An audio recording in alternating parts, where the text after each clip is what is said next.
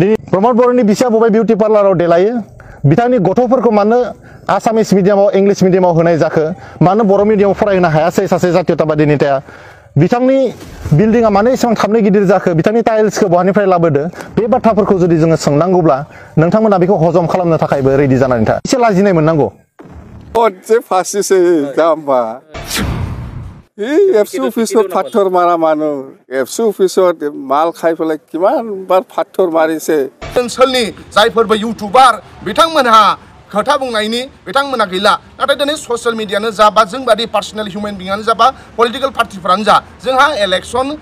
केम्पेनिं खालामनाय मोनथाया जोंहा दङ भारत संबिधान आरो मडेल अफ कन्डाक्ट भायलेसन खालामालासिनो जोङो बिराद डिसिप्लिन आरो पिसफुलि जोङो इलेक्शन केम्पेनिं खालामदोंमोन नाथाय प्रमोद बर' आरो इउपिपिएलआ थर थर गिनानै सैथो खोथाफोरखौ जों बाजाराव थांनानै बिथांमोननो फोरमायहैदोंमोन जे दिनै बाजारा मानो डाउन जालांखो दिनै बिटिसिनि मानसिफोरा मानो रां रुफाफ्रा मानो डाउन जालांखो बैफोर बाथ्राखौ जोङो बाजार थांनानै बिनि गुबै दायनिगिरिया प्रमोद बर' बिथांनि जिथु फाइनेन्सियेल जि पलिसि बे रं जानानै दङ बिटिसिनि कन्ट्रेक्टर बेसेबां गिदिर गिदिर खामानिफोरखौ प्रमोद बर'आ बिटिसिनि बाहेरानि माखासे कन्ट्रेक्टरफोरनो खामानिखौ फानदों ओंखायनो जोंनि फिसा फिसा बिजनेसफोरा डाउन जालांबाय बै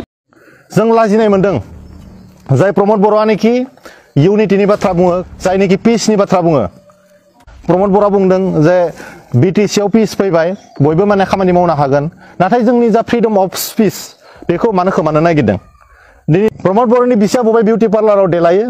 बिथांनि गथ'फोरखौ मानो आसामिस मिडियामाव इंलिश मिडियामाव होनाय जाखो मानो बर' मिडियामाव फरायहोनो हायासै सासे जातीयताबादी नेताया बिथांनि बिल्डिंआ मानो एसेबां थाबनो गिदिर जाखो बिथांनि टाइल्सखौ बहानिफ्राय लाबोदो बे बाथ्राफोरखौ जुदि जोङो सोंनांगौब्ला नोंथांमोना बेखौ हजम खालामनो थाखायबो रेडि जानानै था एसे लाजिनाय मोननांगौ आं खावलायगोन मानगोनां बिटिआरनि सिएम प्रमोद बर' बिथां नोंथाङा नोंथांनि सैमा फाग्ला आइटि सेल बिथांमोनखौ कन्ट्रल खालामनो नाजानाया मोजां आंथ' बुंदों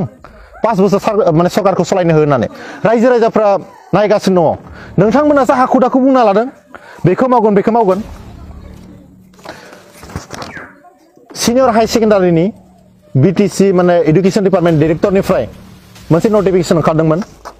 बेयाव 2272 साख्रि ओंखारदोंमोन सासेल' बर'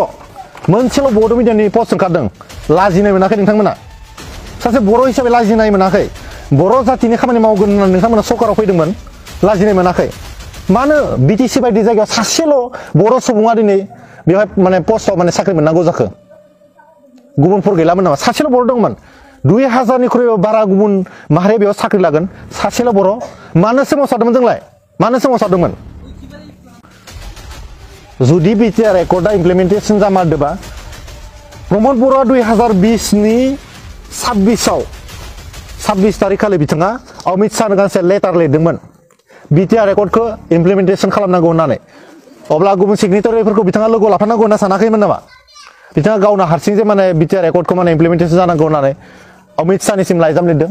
आरो जुदि बिटिआर इमप्लिमेन्टेसन जामारदोंबा बिथाङा मानो अमित शाहनिसिम लाइजाम लिरफिननो गोनां जाखो बिनि एन्सारखौबो हो रायजो राजानो सानदों जाय प्रमोद बर'आ बड'लेण्ड आन्दलन जोबागौमानि जेबो राजखान्थि खालामा होननानै बुंदों बेनि सायाव नोंथांमोना नोजोरा गोलैयाखै ने